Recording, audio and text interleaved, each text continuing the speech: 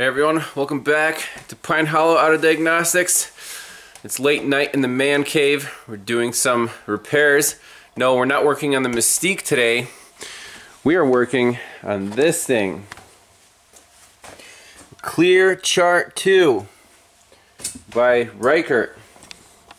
You might ask, what the heck is a ClearChart 2? Well, my wife got this thing on eBay. It is for optometry. You basically put this thing on the wall and it's like the new style projector where they have the letters in different sizes and you tell the patient to read the bottom row, read the top row. The old way is put a little slide in a projector and it projects on the screen and the lines are always the same so people memorize them.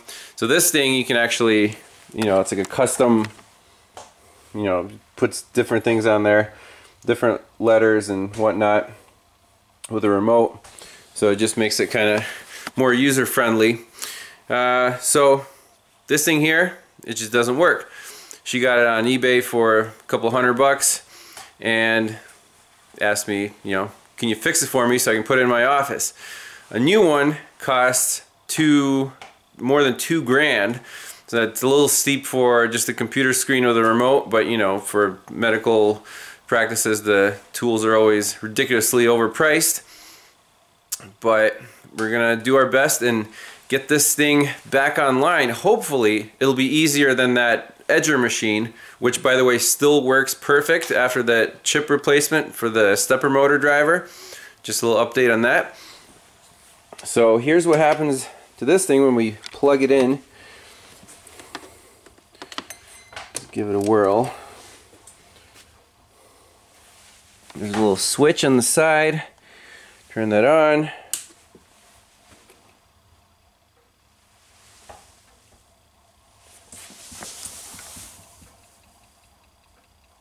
You can hear a little ticking in there. Turn the switch off. So the backlight seems to work. But the screen's supposed to, come on. It does not. So we'll tear it apart, start from scratch, look at the power supply. Hopefully it's something simple. I had a similar problem on our TV, the Samsung, flat screen, where you turn it on and it just tries to turn on, but it can't. And in that case, I actually just Googled it and people were having the same problems. And the problem was some of the capacitors had gone bad and the power supply just couldn't, turn on and do its thing. So let's get this thing opened up. Unplug it obviously and see where this goes. Alright, we got the ClearChart on a soft surface. Let's start tearing into it. Nothing to it but to do it, right? I don't know if anyone else has been here or tried anything. Guess we'll find out.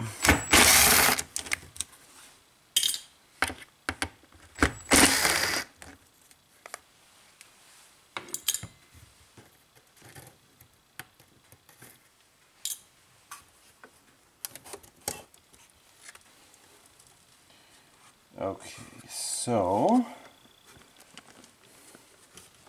let's get this guy out of the way. Now we have our screen encased in this metal. Alright, here's our power. I think this whole thing comes out if we undo these little hex screws on the sides. Metric 2.5 hex wrench. One. I see only 4 screws. 2.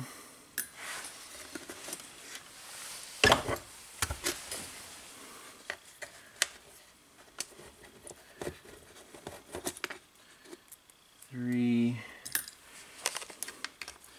and 4.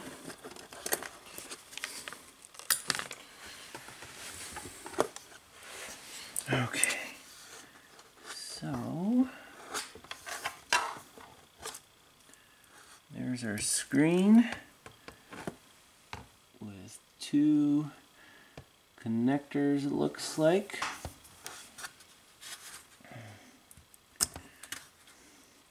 Couple for the power. Remember, the one with the pink is towards the outside. Then we have a connector for the motherboard, and I think that just should slip right out. Okay. We got 2 more connectors in here. Okay, cool. I think you can mess those up. And our screen comes off. And here's where you pay $2,000 for something. And looky here. What do we see? A really, really blown up capacitor. I bet that's our problem. I can already feel it. Now the power. So this is our main power supply. And here we have our DC power input into the actual board. So if we can figure out what the voltage is supposed to be, we can even confirm, plug it in, see if the voltage is correct here. I assume it's not going to be. And then I think we can take this guy off and replace some capacitors. I mean, that's should be pretty straightforward. I don't see this being too big of a problem. And that clicking that we heard when you turn the switch on, that's classic capacitor failure, symptom. So let me do a little poking here, see what we can find. So I popped off the power supply off the board, just disconnected the 6-pin connector there. And if we look close at the labels, you guys can see that on the camera. Take a little zoom shot here. The labels on here are V1 plus, V1 plus, return, minus V3 plus V2. And the only pins that are occupied on here are the 2 returns, the V1 plus, and the last one, which is V2 plus. So what we can do is, plug this thing in, hook up our oscilloscope. Now the 2 return pins are connected, so we'll put our ground lead on the return pins, and we can just, scope with this thing plugged in, trying to power up, what the voltage signal is on the 3 power pins. And then I'll see if I have any spare capacitors in stock. These 2 look really bad. They're 1800 microfarads, 10 volt caps. The other ones are fine, so if it ain't broke, don't fix it. That's my philosophy. This huge capacitor, this big one here, also looks okay. It's not popped at the top. So let's plug it in, put a scope on it. So we'll have a before and after repair and see if we made any difference. And by the way, if we don't find the right capacitors, or it's a big pain in the butt, we can try to go to xppower.com, look up that model number, ECM60UD21, and it looks like, even says input, AC 120, output 5 volt 8 amp, and output 2 is 12 volt 3 amp. So we even have some specs to go by, so when we measure output 1 and output 2, we know what we're looking for.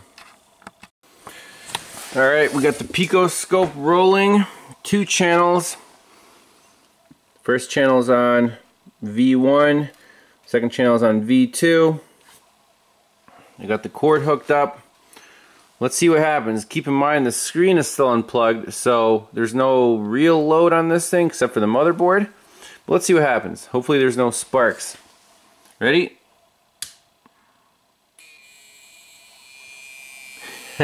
You can hear the caps doing their thing. And off.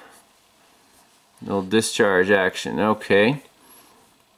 So let's pause that. Back it up. Measure some voltages. That's at 15, and then our blue trace is at about 4 volts. Okay. I'm just going to move to the second 5-volt reference here. 5-volt reference.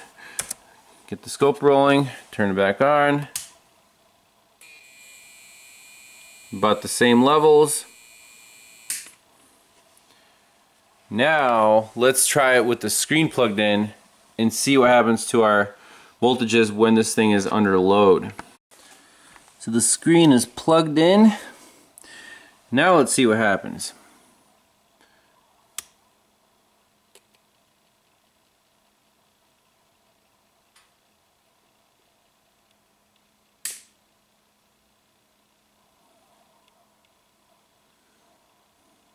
Let's try again.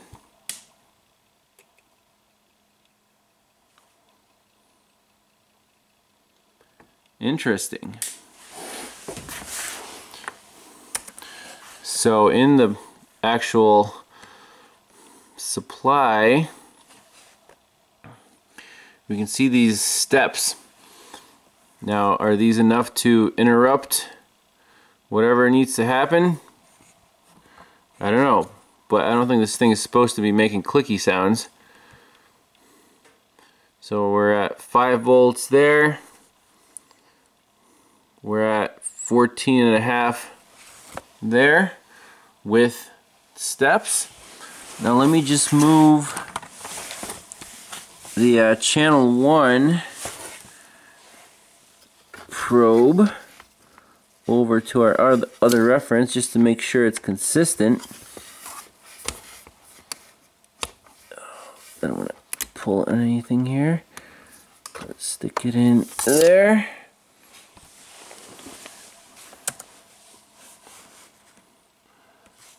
Zoom out, turn it on.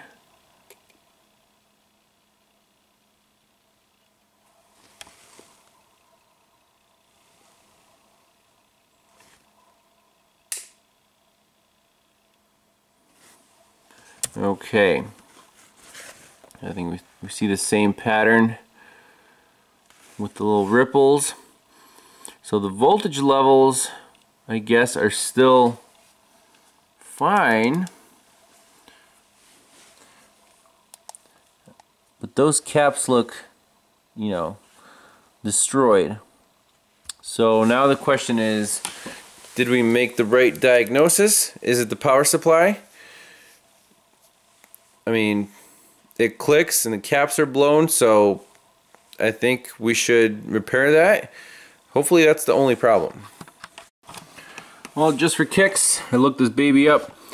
The ECM60UD21 XP Power on Amazon. You can get this thing for like, you know, 60 bucks with shipping. So they're available. However, I want to see if I have the right replacement capacitors, and if I do, why not try to put them in and do it the, you know, here we fix stuff, we don't just replace them, right? Here's a power supply. I looked in my stash of spare electronic parts, and the closest thing I could find to these 1800 microfarad 10 volt caps was 1000 microfarads 16 volt caps. So closest thing I got. Let's desolder these and pop these in just for kicks. I know we can just buy a new power supply, but where's the fun in that? And I've been itching to try this baby out. It is the Hacko desoldering station, the FR300. So this thing I got for Christmas after the edger, you know, struggle to unsolder that chip. So this thing, it has all kinds of cool features. Temperature adjustment. You push the trigger, it actually pulls a vacuum. There's a little vacuum pump in here. The tip itself, the soldering tip is, I guess it's hollow. It just, you know, picks up the solder through here, sucks it in. Really neat. So you put it right around a pin, squeeze the trigger, boom, done. So this thing should be pretty sweet to try out. Let's give it a shot. So the two caps we want to desolder are these two, the ones with the blown heads. And on the back side, it's going to be 1, 2, 3, 4 pins across. So I'm going to lay this guy down. Let's heat up our Hacko and get to work. Alright, we got our desoldering gun preheated. Let's make sure it's hot enough to melt the solder. Oh yeah. And then you squeeze the trigger. Wow, sweet. It's awesome. So let's go for these. I'm going to add a little solder to there. Now it says hold it on there until all the solder is melted and squeeze the trigger. Wow, I can't believe that worked, but I think it did. Here's pin number 2. We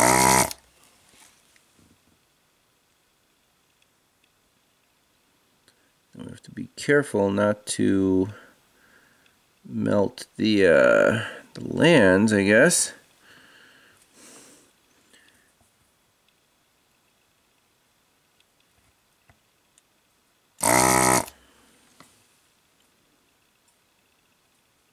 Okay, one more.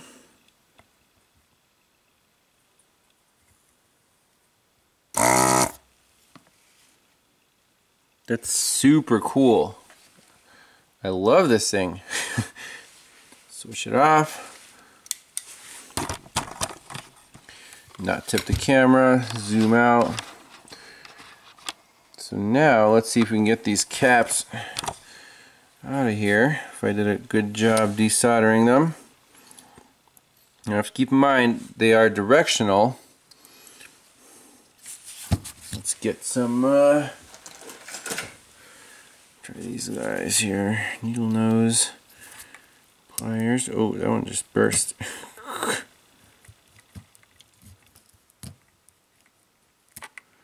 And this guy here.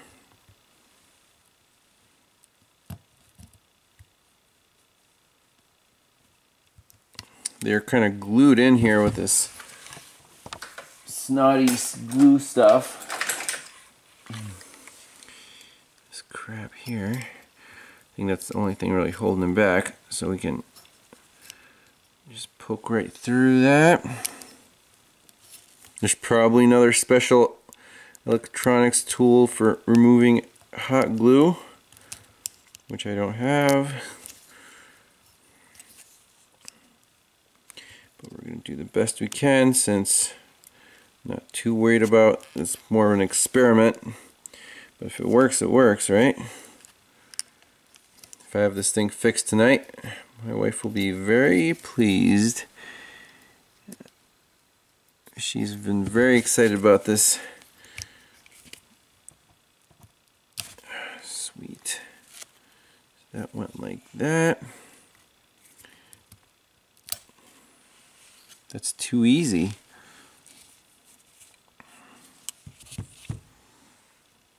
So again, we have to be mindful of the direction.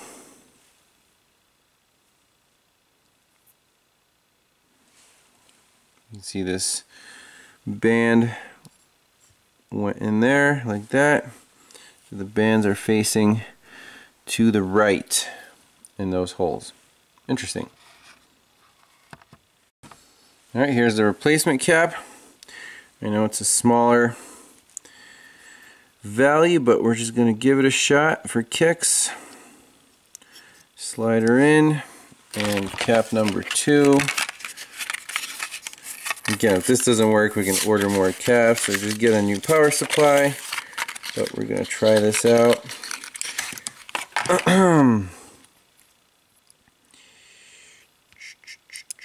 Fits like a glove right in there.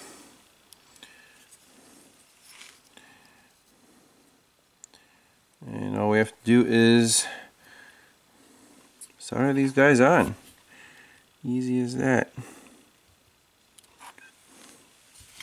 So we could use this soldering iron. The tip is kind of fat. I prefer my butane powered. Or we can just give this a shot since we already have it plugged in. Let's see if it works. Alright, soldering iron is hot. I'm going to get in here behind the camera and try to see if this will work. Well, that did work.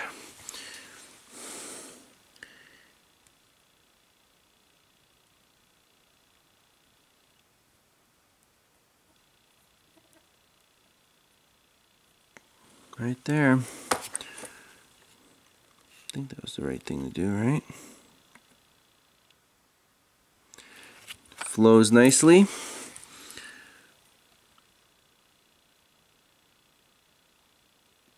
I should probably dial down this temperature here. Oh yeah, nice heat transfer. We'll dial down the heat. It's on 2 right now actually, so maybe back to 1. The tip is self-cleaning. 1 more.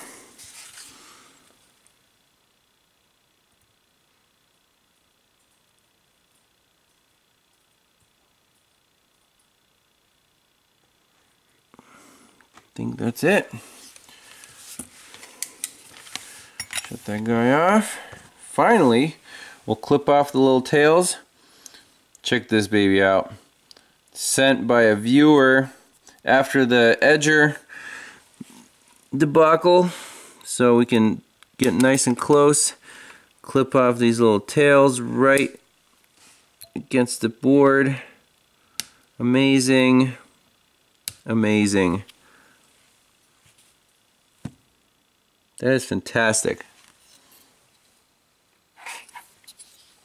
New caps soldered in. Plug it in, see if it works. So first, let's plug this thing in and turn it on without the screen. Alright, here goes nothing.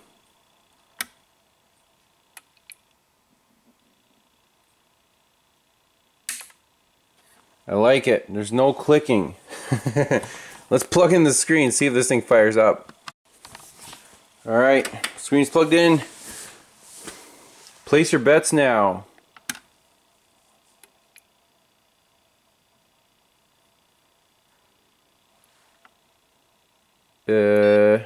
No way! Holy crap!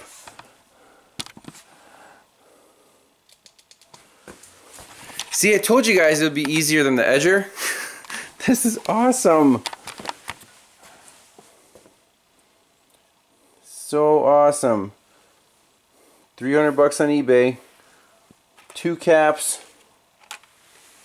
So now we need the remote, which was not included in the eBay purchase, so I guess I have to try to get one of those, but here it is.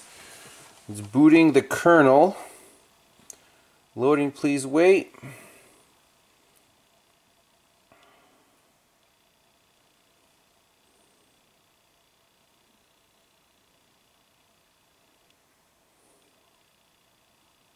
Unbelievable. So, should we hook the scope back up and see what the difference is between the voltages? You know, the turn on. And it's pretty slow for a $2,000 computer.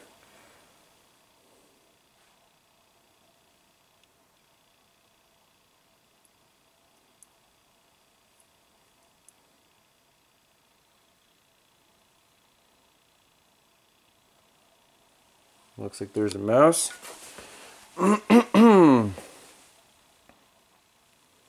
Well, there you go. Now we need the remote. Can you read that?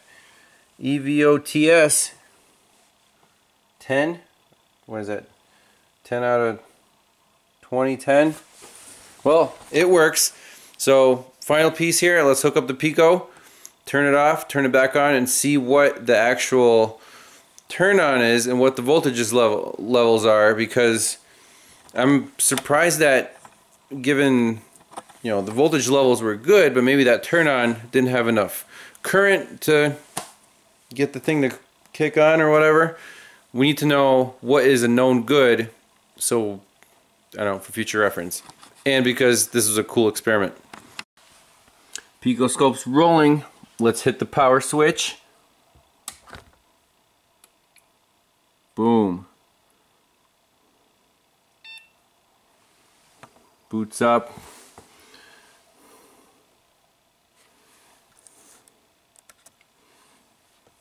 So all I really wanted to see was this. Look at that turn on. Straight up, and now this voltage level is 12.5, and the blue trace is right at 5 volts. But that is key right there. Let's compare it to, see if we can pop in a new window here. So with Picoscope you can open a couple different applications, and let's compare the known good now to the one that we had before. Alright, let's open up our first capture.